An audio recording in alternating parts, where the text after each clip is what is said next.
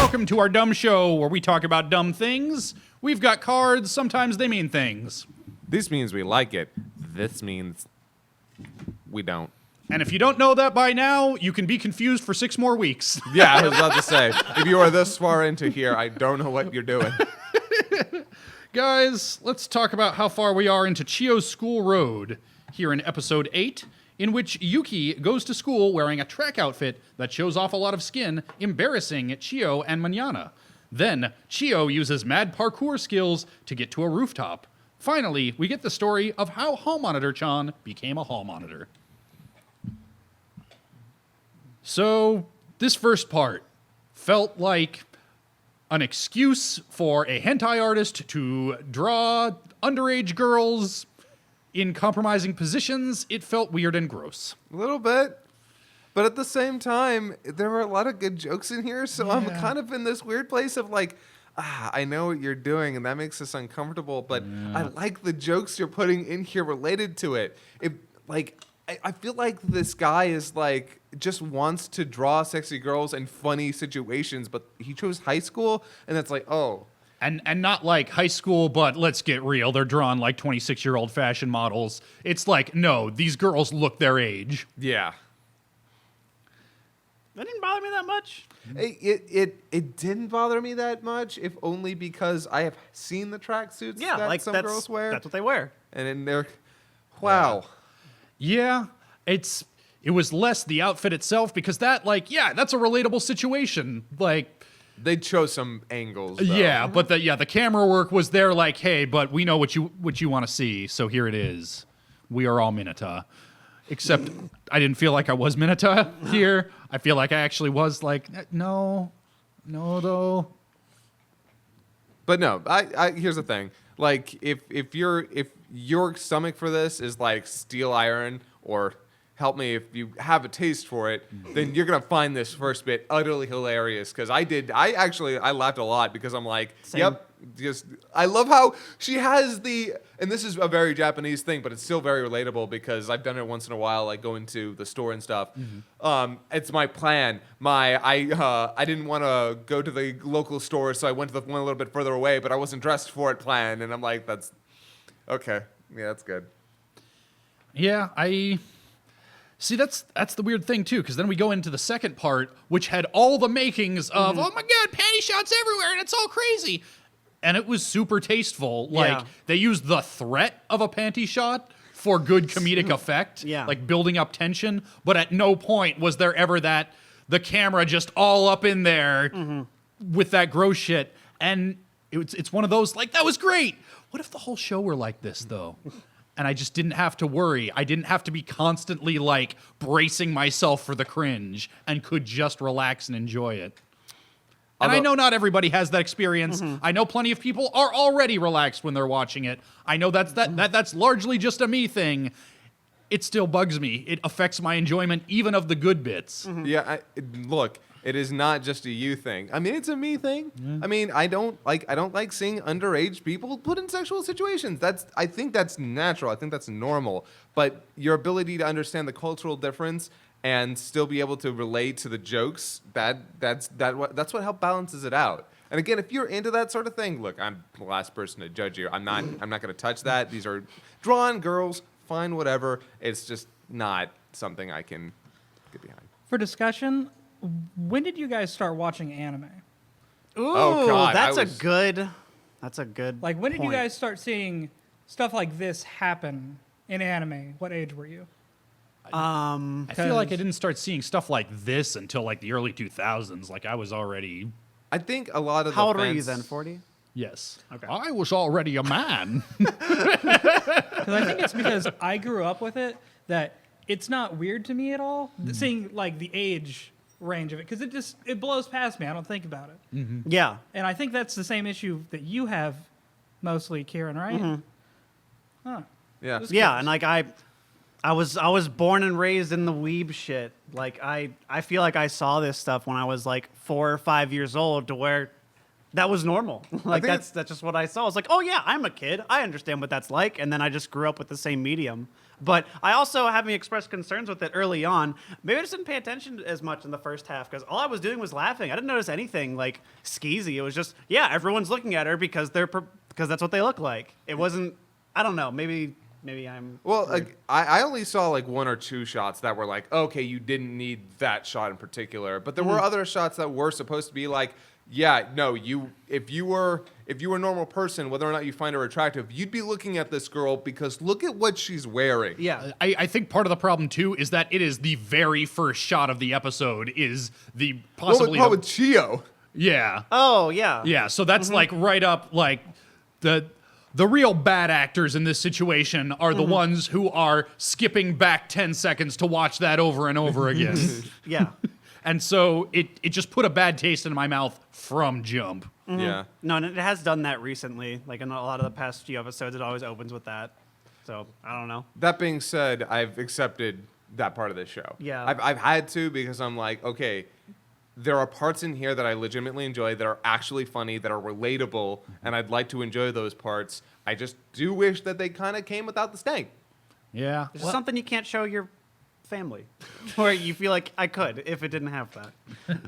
Yeah, and part of it too is that the highs of this show have never been quite high enough to make it worth it for me to do the mental effort to push that shit off to one side. Like, Yeah. it's good. It's a fun show, but it's not blowing my mind grapes. Yeah. Although the third part of this particular episode was like legitimately like, oh wow, turns out this show was capable of hitting me in the feels this whole time and just waited until episode 8 to do it. Yeah, I wasn't expecting that. In fact, I was kind of like the entire time waiting for the rug to get pulled out. I'm like, all right, where's the joke? Yeah. The joke never comes. It's all about this girl who's struggling with the fact that she wants to do the right thing and be a better student and peer. And wants to fit in with her classmates and has no idea how. Yeah. I'll do this. I've got this whole study program and we'll all get better grades. That's what everybody wants, right? Mm-hmm. Fuck you, nerd. we're out though. I felt Yeah. so bad because that moment where she said, like, from the word go, when she's like, "Oh, you don't have to worry about the chlorine levels. No, they're actually pretty low because we live in Japan, and since this is a new building and the pipes are new." And they cut her off like, "Okay, I didn't need to know all that. Thanks." I'm like, "Oh, I know what that's. Oh, girl, you just wanted to give input on the situation." I kind of wanted to give her a swirly though. I kind of just wanted to just say, "Just fucking nerd, get out of here." I kind of want to shove her into a locker. No, it was really cute. It was it was good seeing it, do something genuine, and I appreciated that because I was waiting for the joke and it never came. But this was pretty good. I can't say what I said, but I said, "Is this a girl who has trouble socializing?" Okay. Yeah. And I was like, "Is that what this is?" And it just didn't go anywhere. I was like, "Okay, all right, that was good."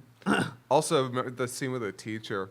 Right, After all the kids have left, and you can tell that this teacher's putting on a face like, "If you have any problems with how we teach the school, please come to us." And I'm like, Yeah.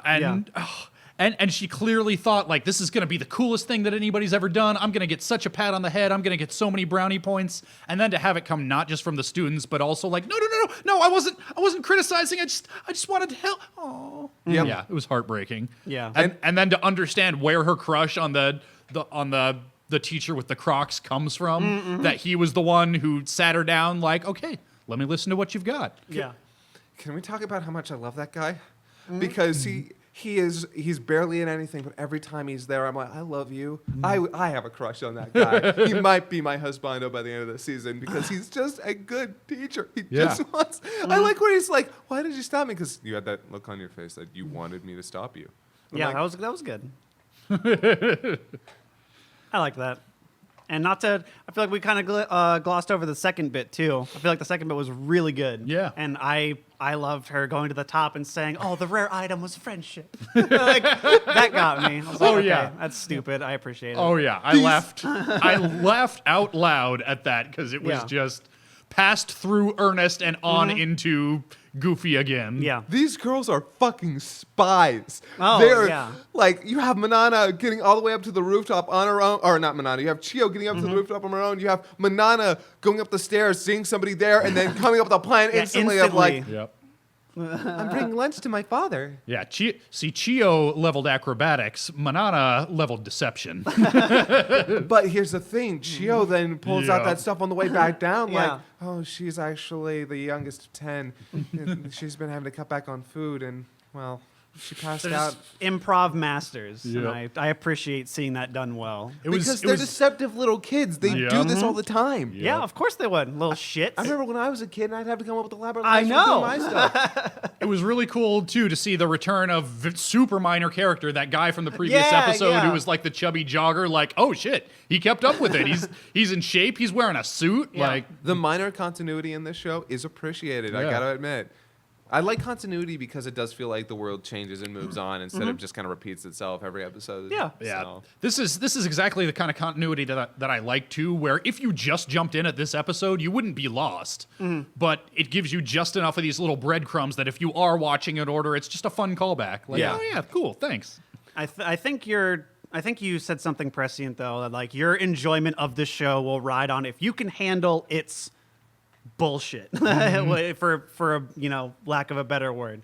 So in my case, I can handle it. I think it's fun. I don't think it's like it never is like spectacular. It's never an all cylinders 10 for me, but it is a solid 8.5 to 9 sometimes. I think it's pretty good when it hits really well. Yeah, this is the one show that I'm not in a rush to watch every week, but it's definitely the one where I'm like, okay, I'm probably going to laugh, and I've not been wrong yet. I have laughed every episode, and man, that means a lot. Just the fact that I can get laughter out of something right now, out of any of these shows. The fact that I can laugh at all in the year of our Lord 2018 means a lot. So thank you, Chio School Road, for continuing to be that one shining beacon out of a season where I'm very, very quickly running out of things to enjoy.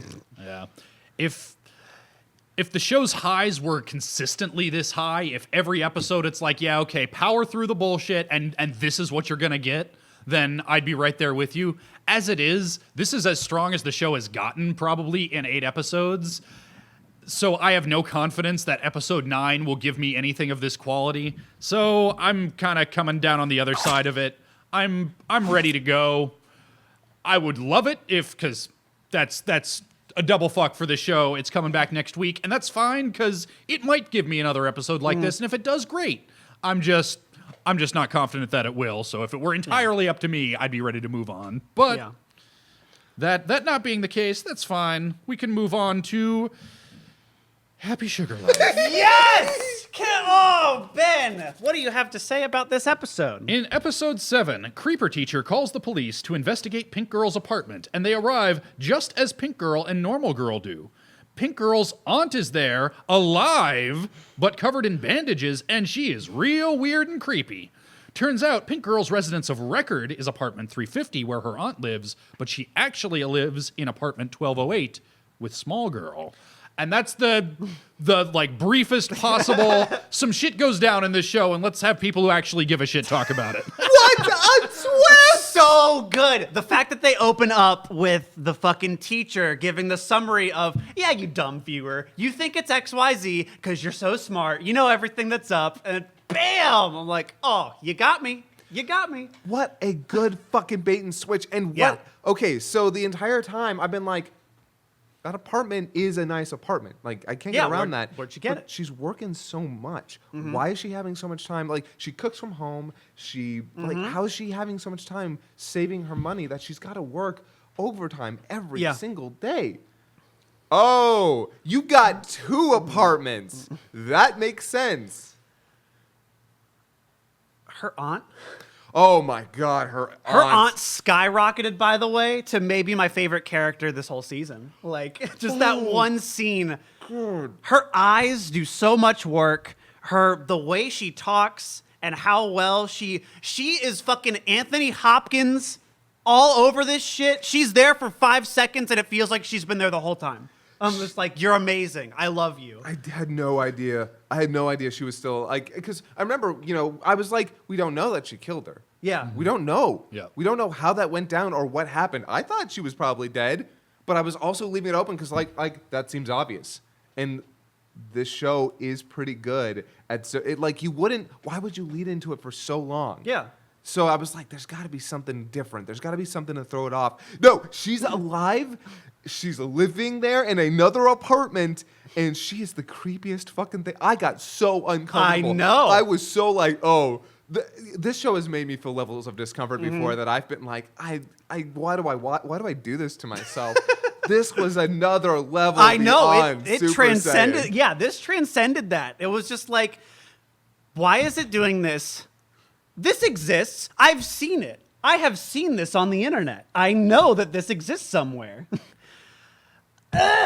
Yeah. So, question, because there was something I didn't follow. So she's got this, so the cops show up and she's talking to the cops. It's super creepy. She is obviously not well in the head. Yeah. And there's this room that she doesn't want to let them in, right? Yes. And it's locked, and finally she lets them in. Yeah. Because there's like a smell emanating from it. Yep. What is in that room? Because it never Okay. gives you a clear view of what's going on in it's there. not clear. It's just inferred. So she's basically just a crazy slut, and she lets Yes. people piss on her, beat her, do whatever they want, and she doesn't clean it. Okay. And so that is urine, body fluid, anything. Okay. is on the floor. That's why it's still damp. It's Okay, a, that's- it's a that's- storage room. Yeah. That's okay. But yeah, that's why it just has the one bed with all the tissues and shit everywhere. That was Okay, the that's implication. that's what I assumed. That's what I was getting. I just wanted to make sure I wasn't Yes. missing something, that everybody was on the same page with No. that. Nope. You were on the same incredibly fucked up, super uncomfortable, and utterly deranged page that this show wants you to be on. Yeah. Oh my god. Yeah, it's great. Oh my god. Why do I watch this show? Because you love it, Scott. Because you love it, and you can't admit that it's okay to like something that makes you uncomfortable. Is there a crossover with like Happy Sugar Life and people who visit Guro-chan? Probably. Okay, cool. Well, I here's mean, the probably. Thing. It depends wholly on why you watch this show. Yeah. Because oh man, like I mean, everything that you guys have said seems like it's all a factor of something you can find on Guro-chan. No, absolutely. Yeah, absolutely. And it is because there's one thing to find, to find that stuff appealing for different reasons. Like, you can find that stuff as a turn on, which you keep in the closet far away.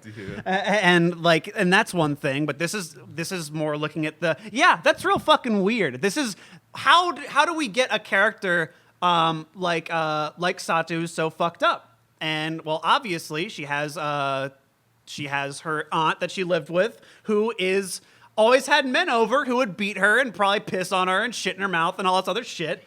Oh.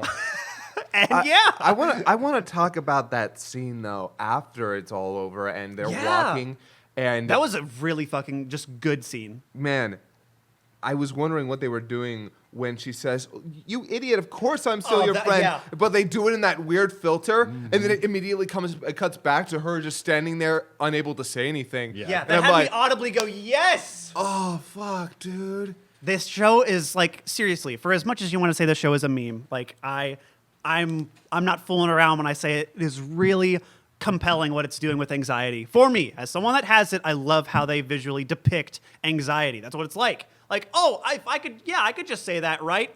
Nope. No, you can't. And rightfully so. Yeah. Like in that situation, no, you wouldn't be like, "Of course we're still friends." You'd be like, What the fuck? yeah, she freaks out. She stands there like, how the fuck, how am I supposed to deal with this? And then fucking, of course, Sato's like, yeah, that's what I thought. That's okay. We're just friends from work Friend. tomorrow. And Thanks. walks past her and leaves. And I'm like, yep, that is, wow. It was a good like damn. audience surrogate moment, I think, of just like for her at least. Okay, did you stick around after the credit? Or- Of course. Okay, did you? Yeah. Okay, yeah. Because that scene, whoa, boy. Yeah, Looks like now- we're getting backstory. I Oh. know. So like now, apparently Sato is taken in to whoever lived in 1208, and then taken in by whoever lived in 1208, who was some artist or something. I don't know. And that person is dead. Yeah, and that's the person Yep. who's in the bags. Wouldn't it be amazing if you never see them? It's all point of That'd view. be so good. Oh, I'm hoping that's what it does. I'm hoping God. it's all point of view, because if it is, That'd be that would so. be. Oh, now I've set up an expectation for myself. Regardless, I mean, because that's what the whole end preview was Yeah. the all from that person's point of view, which again makes her the object and everything, Yes. which I love how it's talking about that kind of shit. But this show is not for everyone. It's fucking gross. It's really.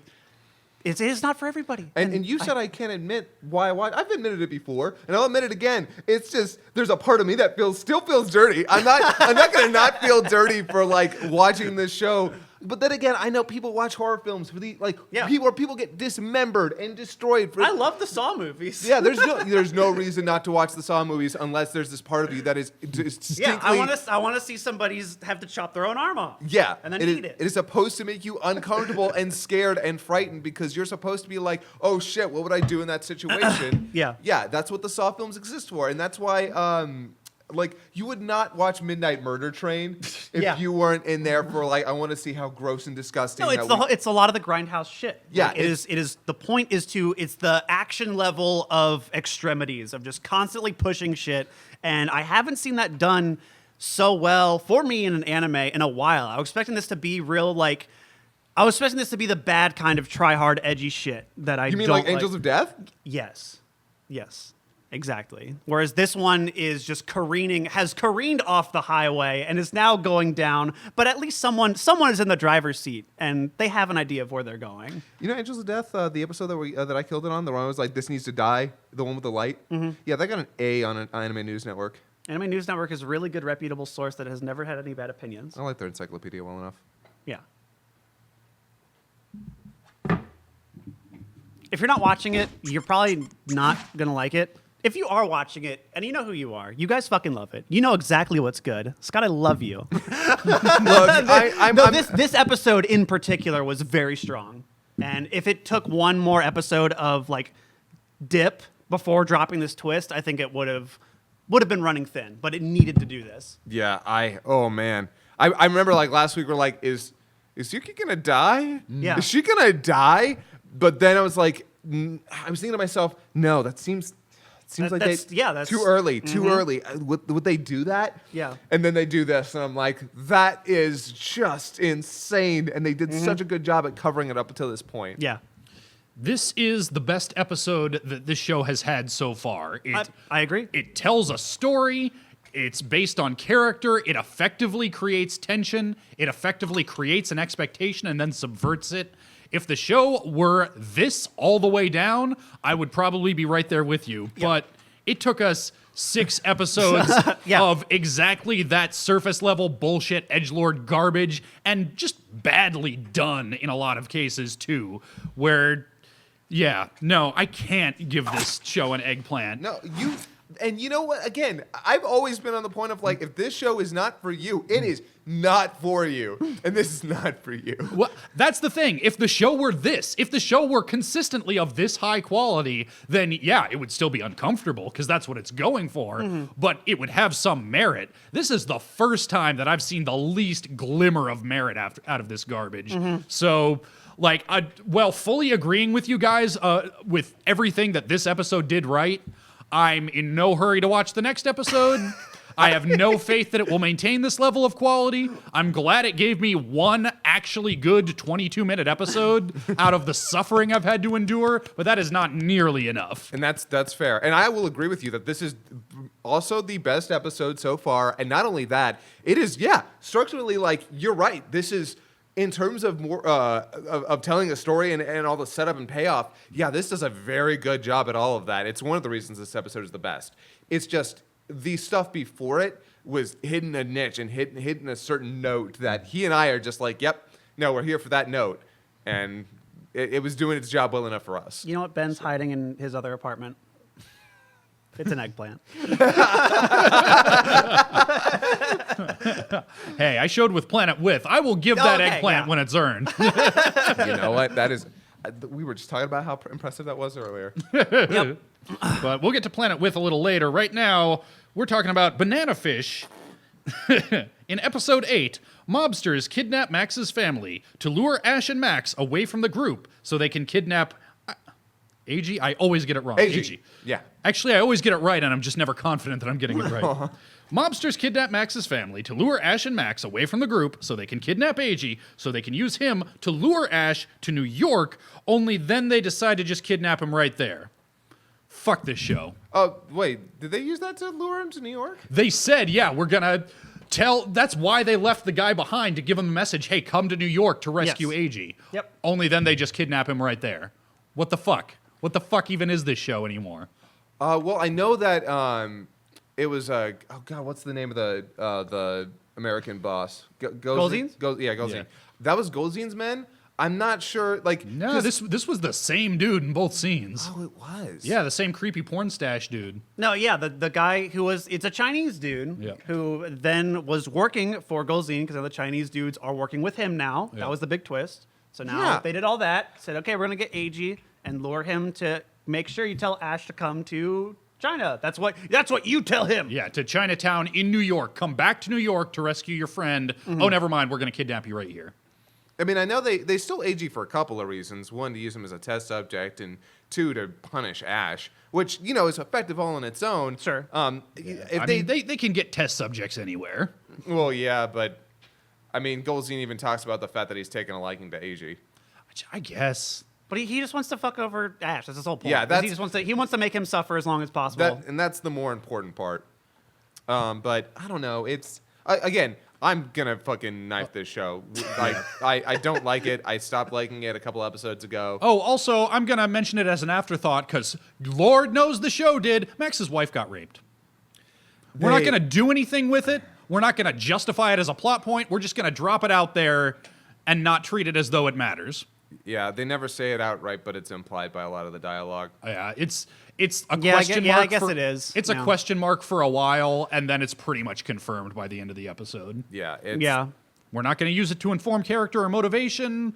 Even if we were, that's still a bad. That's, you know, This show seems to ignore the like. Look, again, I get it. 1985, where you know it was like not a huge hot button issue to talk about these things so flippantly, but this is Current year.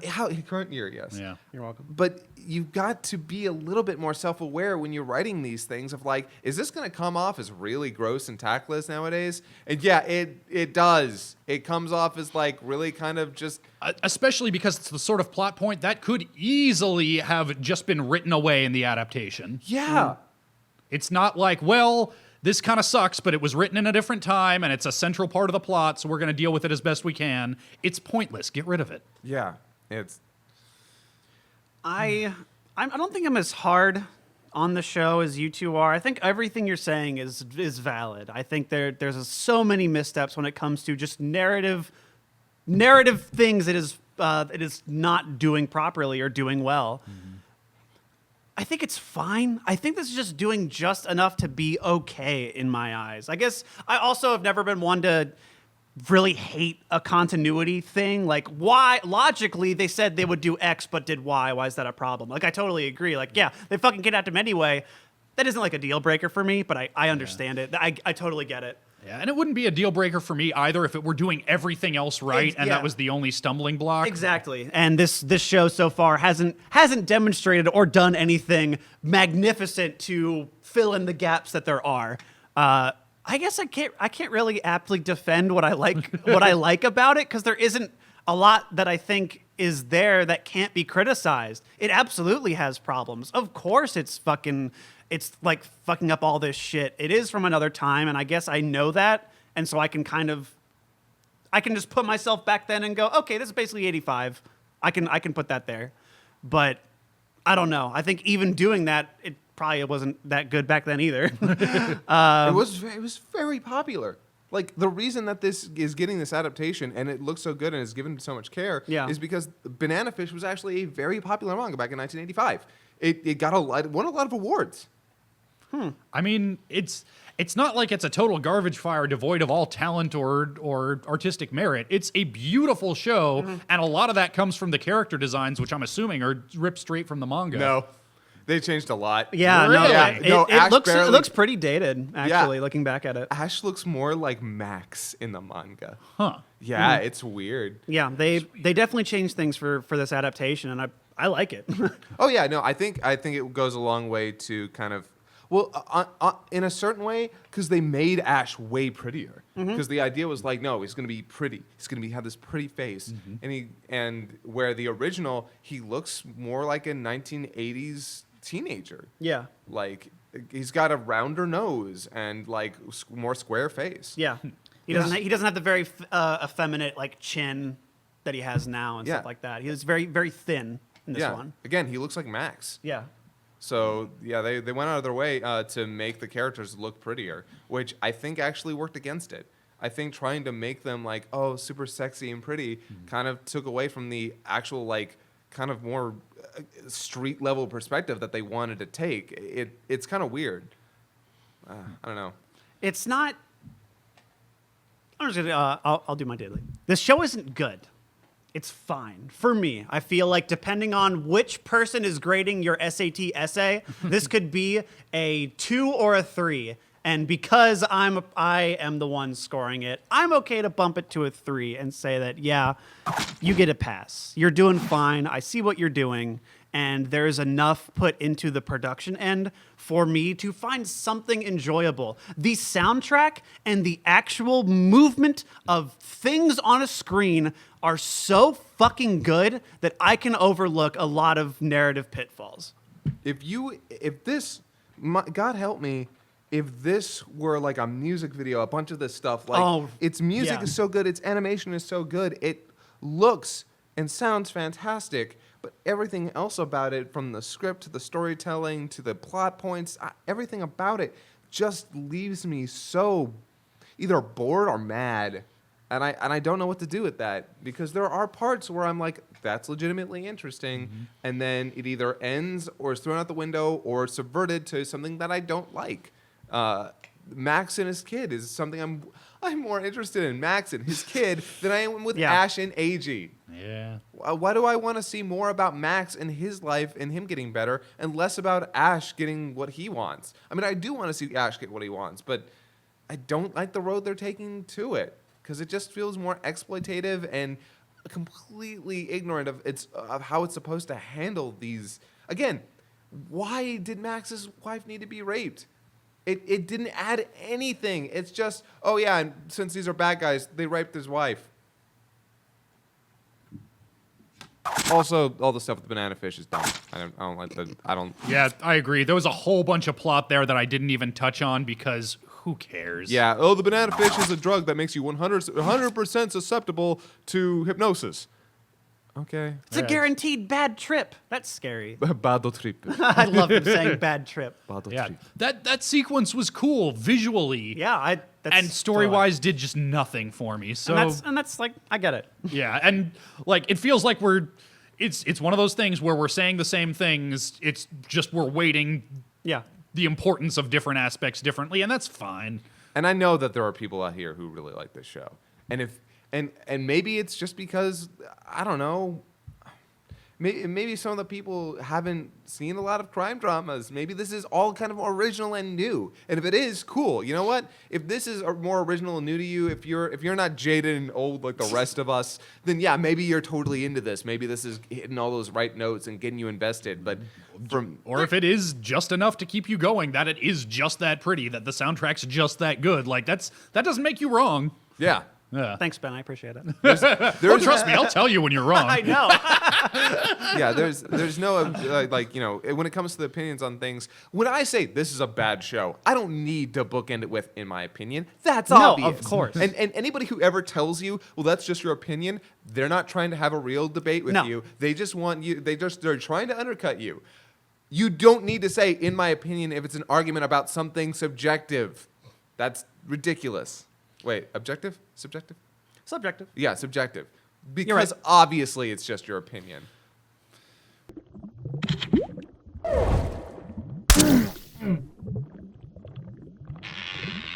Well, it's just my opinion that it's time to talk about Planet With in episode 8, We get some backstory on Red. Green is the new translator for Doggo. Hypno Eyes turns out to be the secretary. Koroi Boy won't fight. Double Mole and Red fight. And Bro reveals that the Dargan is asleep on the dark side of the moon. It does make more sense in context, but not much. So I've actually been trying to summarize this show and hit the main points, but it's rough when they're going over so much. This one was particularly dense with like more like 2 near the end, but a lot of different scenes cutting back to simultaneously that are developing at the same time. So I don't blame you. Also, there's a real good visual Ghost in the Shell reference up in the mix. Yes! Yeah. I was actually really happy about that. I like when anime makes a little bit of references to itself outside of comedy because it's like, send up something you like. I dig that. Yeah, just that iconic shot where the Major is falling backwards and turning invisible from that first Ghost in the Shell movie is basically recreated with the maid. Yes, and Yeah. that's Just good. her when she's stealing it and falling out. It's cool. It's cool. Yeah, it's good I like shit. it. Tyler, can you not die? Thanks. So I hadn't realized that the new girl at school with the hypno eyes is also the secretary lady. Oh, you didn't? And I was watching that with my girlfriend, and she turns to me. She's like, "Oh, you didn't know that?"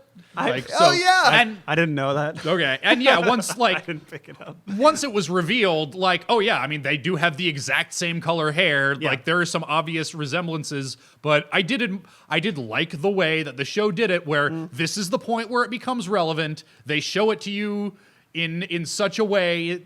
Like, nobody stands up and says, "My God, character is also character." But they make it so visually obvious that even my ass can pick up on it as soon as it becomes relevant. That was well done. By the way, what a good use of fan service here. Where I know, she grabs up to his arm, and I love the fact that in his mind, and as a teenage Girls, boy, the soft, first things that good went to smell. good smell, boobies, boobies, boobies.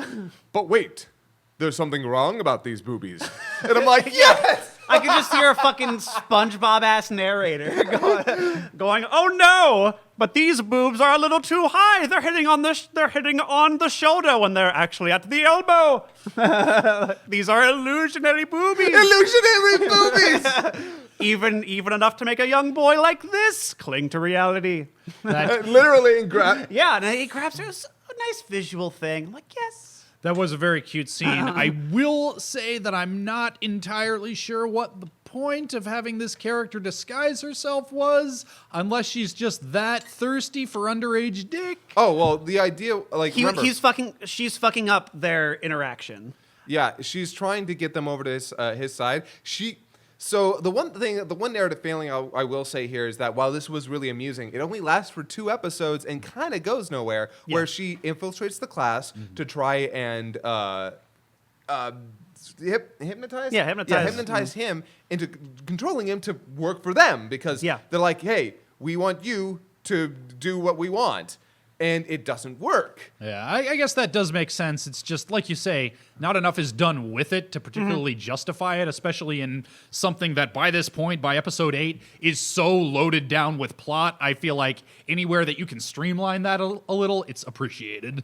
No, Yeah. I agree. I was really unnecessary. Like, I was like, oh, you could go somewhere with this, but I think ultimately it was just supposed to lead up to, yeah, I'm an alien and we declare war on you by the end of last episode. And I guess that's where they wanted to leave it. I don't know. Also, the fact that she is a grown-ass woman hitting on this underage boy is really creepy, and... Oh, I never felt like it was sincere for a moment. I don't know. It's even if it's not sincere, it just feels gross and weird. Nah, to me, all it felt like... I will say, so she's like, I told her to take the appearance of a teacher. I don't know why she chose a high schooler. And then in my mind, it's like, because she wants to feel like a high schooler again. Like, that's... Everybody comes up like, why are you wearing that? She's like, Yeah, I know. For me, it felt like she doesn't like the idea that she's getting older, so she clings to being I've been this girl. bookish secretary for so long. I want to have fun. Yeah. That's how I saw it. But I honestly didn't feel like she has anything for Soya. If anything, I don't know. When she was spying on their little date, she seemed actually perturbed. Like, no, this is no. Not like that. She's seeing it like Rita Repulsa. Like, oh, those Power Rangers are having fun. Oh, I can't stand the sight of fun. and as we see again, she she doesn't say my Soya or she's going out on Yeah. a date with my Soya. No, she sees them and she's like, they're having fun. Oh, this is so bittersweet. I mean, yes, but at the same time, her response to that isn't, well, her response to that is, no, he should be having fun with these boobies. I'm going to go press these boobies up against him. I never read that like that. I didn't For either. me, it literally was just like her wanting to be in, like, not be with him, just be that again, to be that kid. Like, oh, I'm not going on a date, and I'm having a good time, and I don't know. It didn't feel like, it didn't lay it on like she wanted to be with Soya. I don't know. I think it's still, like, regardless of the motivation, it still comes off pretty creepy. It's Wooderson talking about high school girls. Well, Shiraishi is proven already to be a quirkster.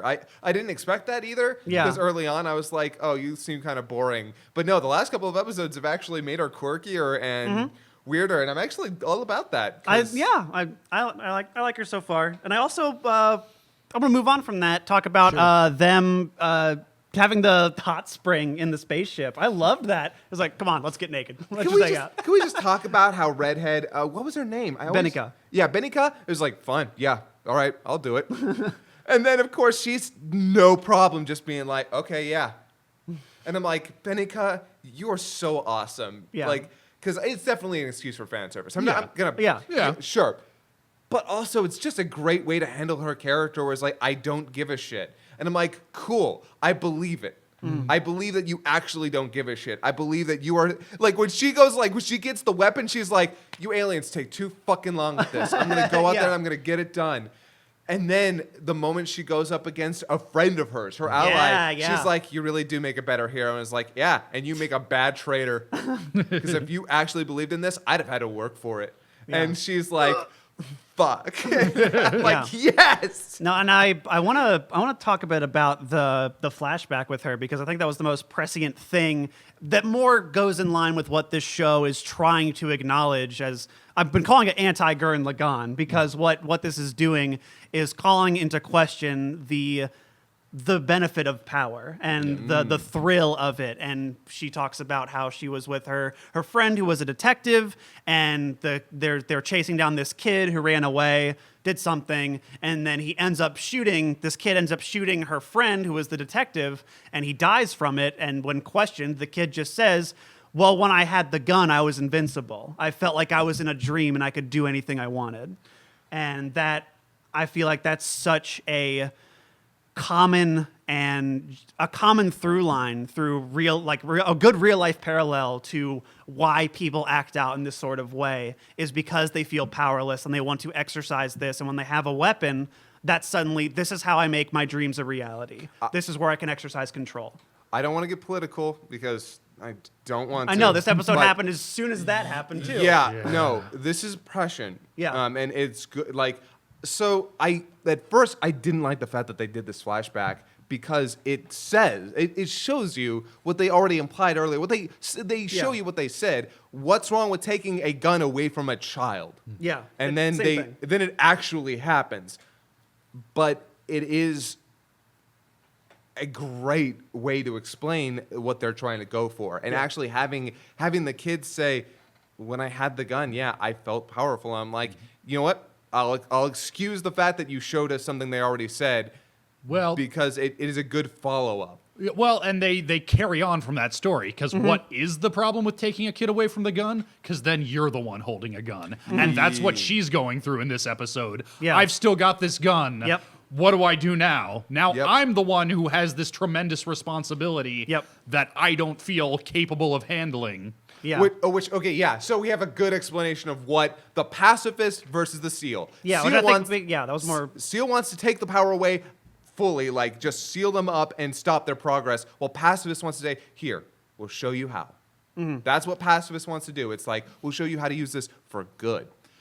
They keep saying that, and I wish they would show it more. I think we're getting there because yeah. I mean, that's why I'm still why I'm still watching this show is because you guys are going to eggplant it no matter what.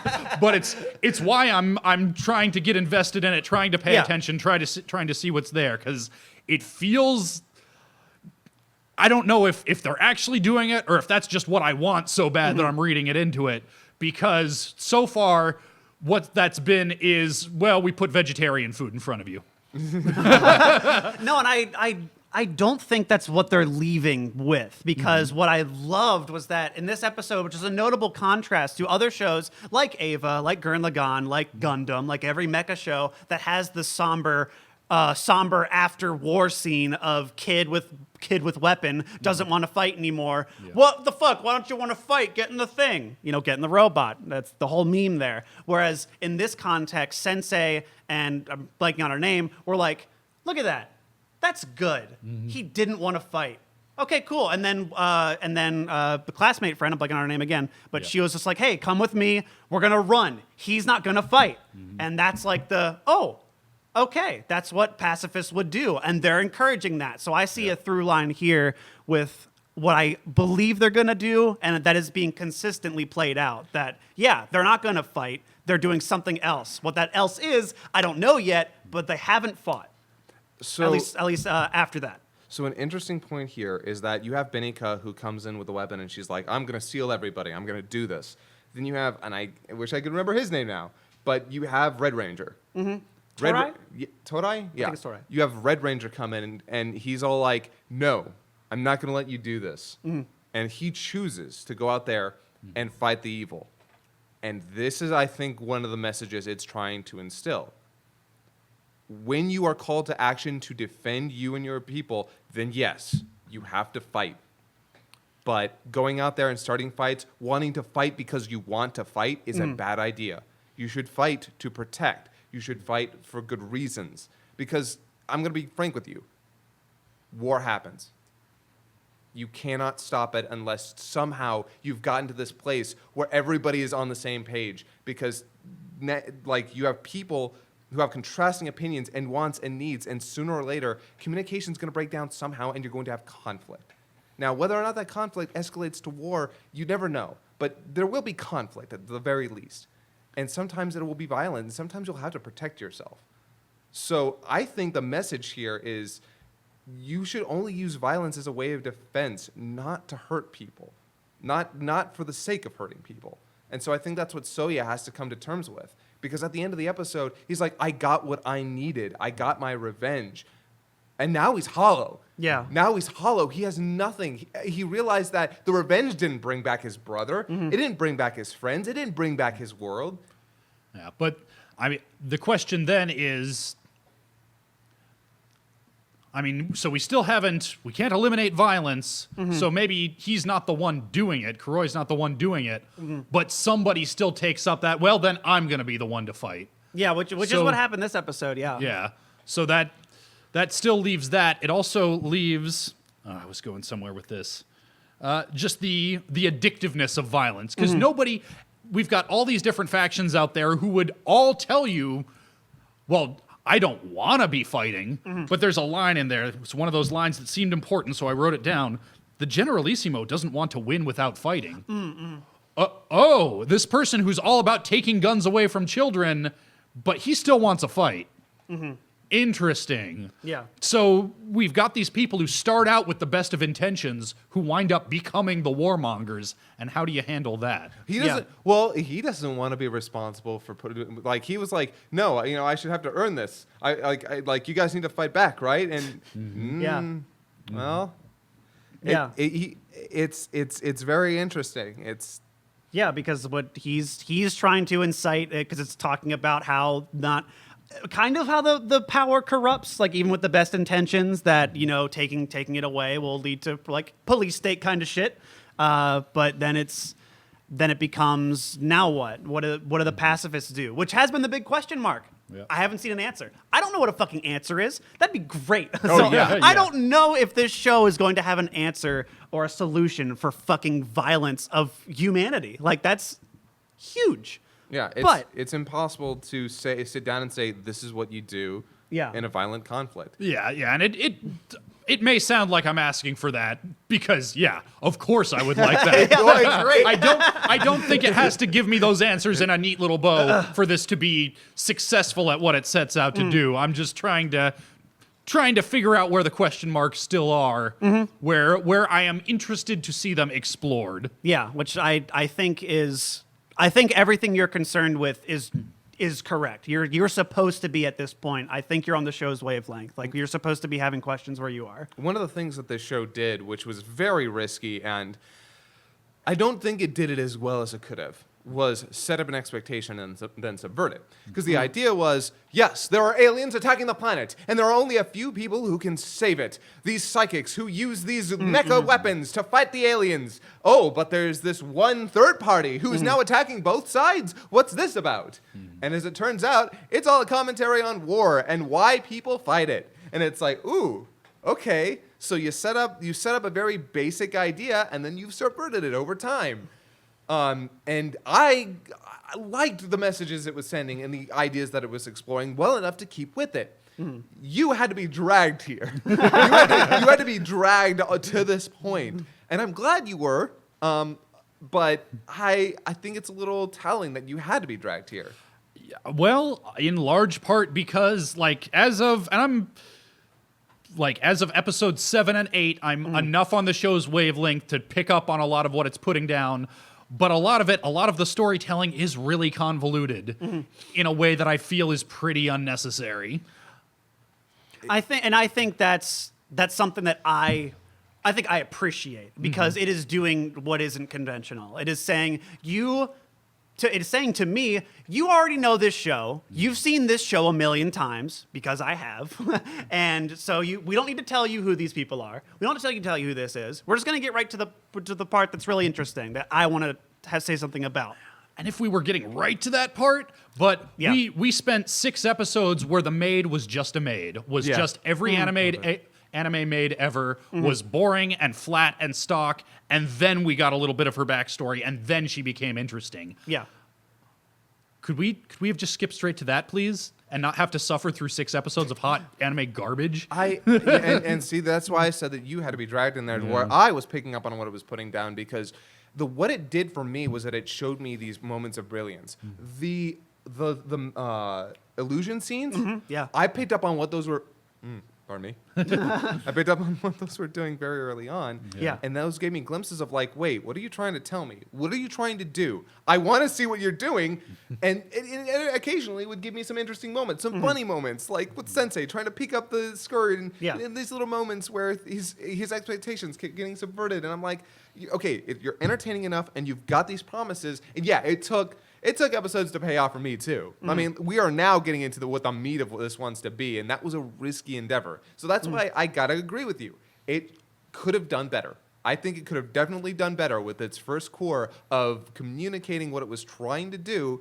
But I also understand why it did it, because it wanted to subvert your expectations. It wanted to set some things up, and then say, well, now that we've shown you this, here's the truth, and that's cool. I dig on that. I dig that. I think what I think it's doing well that worked for me is it is a commentary on anime bullshit stories, and it indulged itself in anime bullshit. We had to have something alluring for the fly to get into the fly trap, and so now you're in it. But for everyone else who is into the anime bullshit, who might have only seen the surface level stuff, basically the antithesis of your problems, where they only they want to see the stupid bullshit, and now they're getting, oh, let's actually talk about what stupid bullshit you just watched. And I think this works exceptionally well for you and I, because we grew up with that anime bullshit. Yeah, I've seen this so many times. Yeah, so have I. To the point where I was kind of getting a little bored. Because I'm like, okay, I've seen this. Yeah, you know where it's going to go. I know what this is. But again, I kept seeing those little things. I'm like, but that's different. That's interesting. This mangaka's really well known. What is he doing? Yeah. And then, again, in the last couple of episodes, as we start to peel back the layers that it set itself, I'm like, oh, okay, cool. Yeah. Here's why I wanted to stick with this. Yeah. Let me talk for a second about what this episode did very well for me. I talked last time about how traumatic an experience it is to commit violence against another person. Yeah. How humans are not mentally, psychologically designed to do that easily. Yeah. Because if we were, we make a lot of hay about, oh, we're such a horribly savage, violent people. Well, not actually, because if we really were, we would have killed each other a million years ago, and really, really smart, ostriches would have inherited the Earth. Oh man, I want to see that timeline. Yeah, it's probably a real good timeline. Yeah, we have a very instinctual aversion to killing each other because that's a maladaptive response for a species to have. Yeah. So the redheaded girl, Benica? Benica. Yeah, Benica. Benica. Yeah, I was all about her backstory. I was all about the crisis she finds herself in, where on the one hand, she wants to have the power to stop violence, but that power is violence. And she asks the dog to take that away. Can't you just seal this away? Yeah. That made me think of, I talked about my experience going to this retreat in Phoenix with a veteran, and one of the things that he said was how he never feels like he can be himself. The way he put it was at work, and he has a crappy day job that he doesn't like, that's, white people problems. It's so lucrative that he can't quit because he's got a family to support. Yep. But it kills his soul every day. Yeah. And there he says, yeah, I'm maybe 10%, maybe 20% of my real self there on any given day. At home with my wife, I'm maybe 80%. Maybe 90% on a good day, but I'm never entirely myself. And what I tried to tell him was, okay, well, it sounds like you have an idea what your problem is and what you want to work towards. What if you let yourself be 30% of yourself at work one day? What if the next day you tried 40? Or if that's too much, maybe 30, then 35, then 40. But, and as I was talking, he got so, I could see his body language tensing up. No, I can't do that. Getting so anxious. And I asked him why. Because 100% of me kills people. And that's, when we moved on to, okay, but would you though? Is there somebody at your work who needs to die? Can you not trust yourself to make that determination? Because you do have that capability of killing another human being, and that's obviously very disturbing for you. And it should be. You're not wrong to feel that way.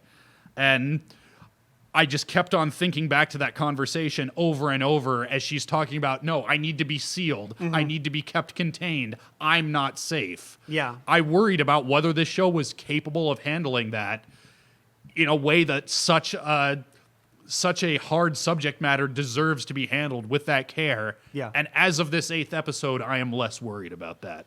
I think it did a fantastic job of dealing, couched in metaphor, couched in anime bullshit, if you want to put it that way, but real enough for me. Damn. Yeah. Wow. No, because that is what stuck out to me the most was I felt like that her saying I want this taken from me. Like if you could erasing my memories, give me the capability. And I like that when she mentioned that the vial was just a key to unlock this in me. The only barrier is my mind, and I can't control that. And I know I can't. I'm like, damn. That is a... And I think that, honestly, is at a lot of the core of a lot of these Second Amendment debates and shit. And talking about how seriously people need to take mental illness, that there needs to be something done. I'm not going to get all political and shit, but that awareness, I like that was the key, that this is just enabling my brain to see through what it thinks. And that's the problem. Not everybody can do that. Human beings are not made to kill each other. Yeah. But it is easy to run away with power or ideas or fear.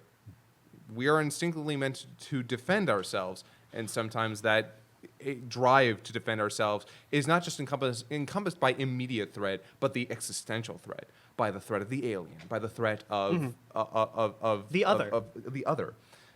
And that's why you have so many people who want to defend themselves against a threat that they infer, that they see, that may not exist. So there's a lot of complicated issues there. And yeah, I was also really worried that this show might not understand what it is doing. But the more we go on, the more careful it's being, not to say too much or do too much, but offer up the idea, the concept, and put it forward. And so that's why I dig on this a lot. Although I will say this, I personally feel like the production of this show is failing its concept and script. there are just times where I'm like, oh, you're just a little too anime or just a little bit too colorful, or your storyboarding is not solid enough to really sell the mood and idea of these scenes. I have to infer stuff. I have to really kind of grasp at what it's putting out for me at times. But I don't think I really have that problem. I think it does enough to get to what Kieran is getting out of this, where it has the trappings of the anime bullshit. Yeah. It does enough to invoke that.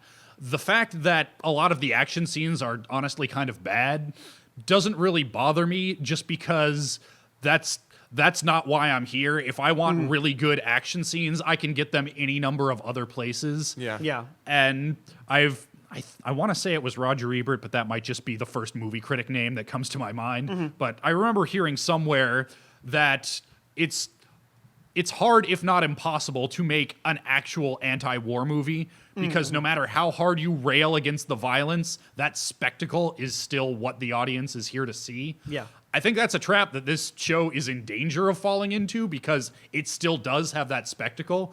The fact that it's kind of bad at it, Right? I don't know that I believe that that's intentional. What if it is? Galaxy Yeah. brain. But even if it's not, I think the fact that it's there is actually helping it, not harming it. Yeah. Thematically. Like, because we got our, hey, remember that end of Gurren Lagann? That was cool. Mm-hmm. Here's a not as good version of it. Yeah. But it was all right. The sound design is going a long way for me to enjoy the yeah. action scenes, though. It's Yeah. still But really good. But yeah, if I were sitting here like cheering, like, yeah, big robots, punch, punch, punch, I think that would make it harder, not easier, for me to appreciate this show's themes. Yeah, I think it is kind of. I do see an intentional toning down a bit. I don't think ever. I don't know if he did, man. Again, fucking galaxy brain shit. If mangaka was like, the fights can't look super good, make them look okay, but they can't be amazing. I'm But- very. Oh, sorry. It's all right. How many people liked Fight Club for all the wrong reasons and went out and tried to start fight clubs? I think Right, it is yeah, perhaps exactly. unintentionally avoiding that. Yeah. But sorry, go ahead. Well, it's sort of interesting because when it comes to art that is supposed to provoke and make you think and get you involved, so Roger Ebert, somebody said Whoever it's impossible said. to make an anti-war movie if you have, if the battle is a spectacle. However, I don't necessarily agree with that because there are plenty of things where I've seen that start out with an idea, with an expectation, with this concept of, here is something that you like. Don't you like this? Now, over the course of the rest of this, we're going to mutate it and show you the underside of it, the darker side of it. And I think that can be like, and it's not that I think people, need to be tricked, but sometimes it's an effective tool to be like, now that we have you, witness the rest of this. Like, witness the horror of it, or witness maybe even the good stuff of it. Like, here's this bad thing that you think is bad. Well, here's why it's not. Yeah, I think that that's a place of good intentions, but again, like using Fight Club as what a masterful movie Fight Club is. Yep. Like, hey, here's this, like, yeah, you want to get out of your humdrum job. You want to get back to like a primal physical, oh no, this all spun out of control. And how many people saw that and said, well, if I do it, I'll do it right. It won't Yeah. spin out of control when I do it. Obviously, I've got all the answers. He just did it wrong. That's the only problem. You gotta wonder if Chuck Palahniuk, the guy who wrote the book, is just sitting back like, that was a really good movie, but that is gonna fuck everything up. Chuck Palahniuk liked the movie. Yeah. And I Oh, was yeah. like, that's cool. He actually thought the ending was brilliant. Yeah.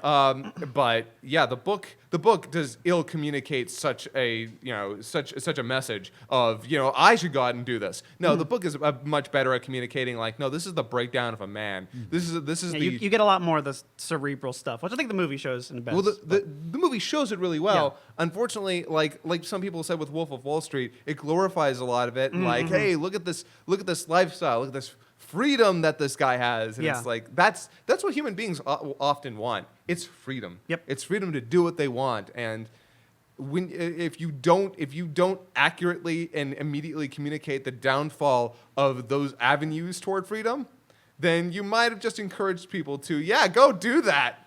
yeah. This is crazy because I haven't seen Fight Club. All I know is it has soap in it. Yes. Good. soap If is that's all very you important. know, we gotta watch it sometime. Yeah. If that's all you know about it, Absolutely, yeah. oh man.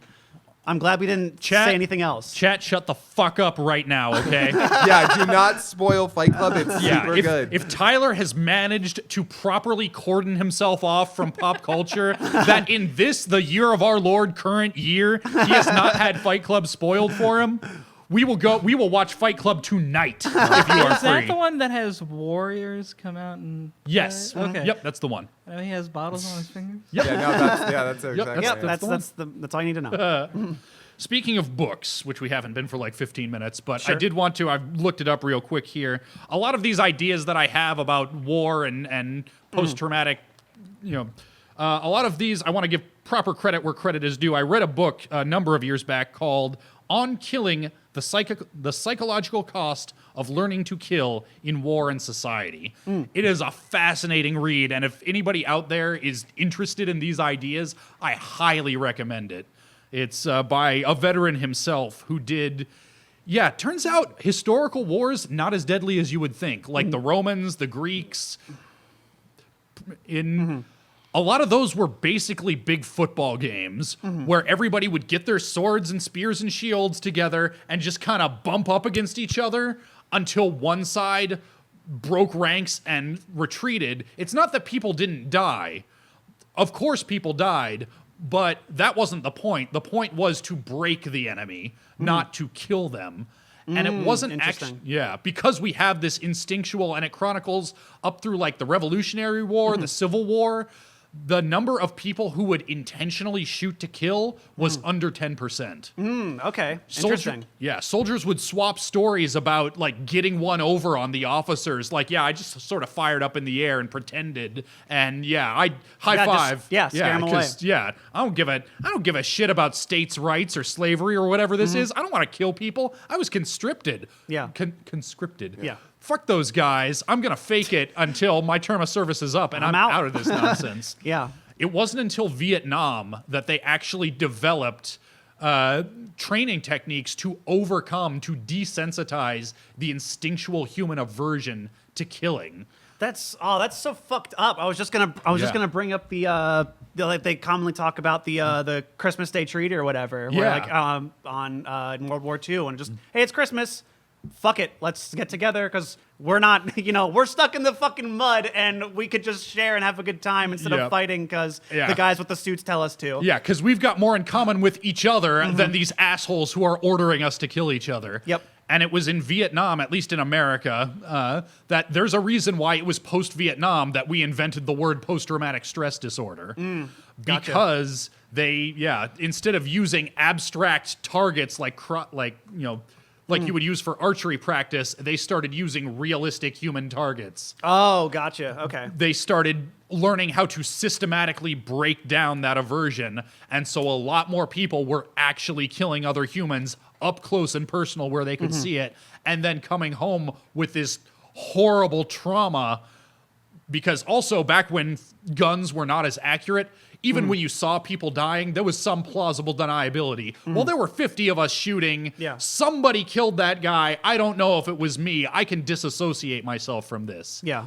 In Nam, it was harder to do that. Yeah. And depending on what your job was, if you're dropping napalm from a helicopter, you're not seeing the effects. You can... Yeah, exactly. Yeah. But a lot more people were seeing the direct effects. No, I killed this human being. And then having to come home and deal with that. And they learned that under 10% of people who were shooting to kill before were sociopaths. Ah, yeah, totally. Yeah, and Absolutely. so they didn't have to deal with PTSD. Yeah. They had learned that they were high-functioning sociopaths who had learned that in life, if I kill people, there are these negative consequences, so I won't do it. But in war, I've got this permission slip, and I can do it. Yep. And then I can go home, and permission slip revoked. I won't do it anymore. And that's so... and I know just there are people, there are a lot of fans out there. Also, thank you everybody who's in the military or any armed services for your service for the country or any country. I don't give a fuck. Thank you for what you're doing. But I've heard many people that are in there and come up and talk about just how people that are also there who they know they're just sociopaths. Yep. I'm like, so yes, absolutely, those people are there, and those people exist, and that's just God. I don't know what you do with that kind of shit. I don't know where you go from here. It's I don't remember what show we're talking about. Planet Width. Okay. I was like, where did this spawn from again? I'm really enjoying this this talk, as is the chat, but I was just curious. Okay, good. Yeah. I want to say one last thing about war and Sure. conflict, especially again. This episode took place very next to another shooting. I'm not going to go into the details of Yeah. it, but it was another shooting, and it hit it even closer to home than usual because it was at something related to Yeah. nerds and Yeah. a lot of people are very rightly upset. Right now, we are at a conflict within our country about how to handle the violence within it. And we as a country have grown up on violence. We've grown up on the idea of violence, on when it is supposed to be necessary, when it is used often for entertainment. And I don't personally believe that entertainment makes you violent, but I do think that without the proper education, without the proper understanding, it's easy to kind of fall into it. I think it's easy to kind of just accept it as a natural part of life. One of our first instincts against the helplessness of being able to fix and change and stop this violence is anger and frustration. And I want everybody who's watching this right now, everybody's angry right now, and you have every right to be, to just remember that the only people that are happy about this don't matter. You matter. Focus on yourself. Focus on not being as angry. Not that anger again isn't justified, but you have to move on. You have to continue. You have to keep it up because you can burn out so easily from this stuff. It's so easy to let the anger and frustration kind of take you over. It's been really hard for me because I used to just scream and yell about it all the time because I don't like it. I hate what we as a country have become. I love the United States, and I love us getting better and being one of the best countries in the world. And I think it's just it's going to be a long trek back, and it can only be done together. So, for all you guys out there, we've talked a lot about war and violence because the show has brought it up. Just make sure to look to your neighbor and remember that you have more in common than you don't. Well said. Yeah. I hate to interrupt that with show bullshit, but for the record, I am eggplanting this. Yeah. Yay. Good. But beyond that, I think that's probably a good note to leave it off on. Thank you, everybody, for tuning in. We will be back not next Monday, because that's Labor Day, and we are taking a rest from our labors, like the Lord on the seventh day, like everyone's Lord, our and Jesus, who spawned us all from the primordial ooze. But take care of yourselves, and we will see you next Tuesday, same time, different day, for the next Anime FMK. Thank you, everybody. Good night. Later.